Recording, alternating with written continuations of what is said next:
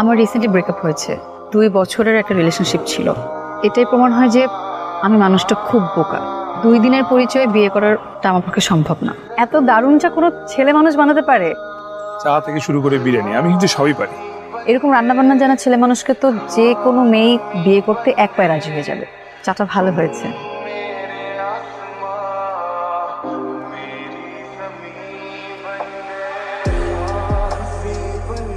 এর মা একটু এদিকে এসো তো। চা খেয়ে যান। ধীরে ধীরে তোমার মেয়ে কিন্তু স্বাভাবিক হয়ে যাচ্ছে। এখন মনে হয় ও ছেলেটাকে ভুলতে পারছে। মাঝে মাঝে মনে হয় প্রেম ভালোবাসা এই টি ব্যাগের মতো, জীবনে বেশিক্ষণ থাকলে জীবনটা তিতা হয়ে যায়। প্রেম ভালোবাসার কোনো দোষ নেই, উল্টো করে মানুষ সঠিক সময় টি ব্যাগটা ফেলতে ভুলেছে, এটা দিতে হয়নি।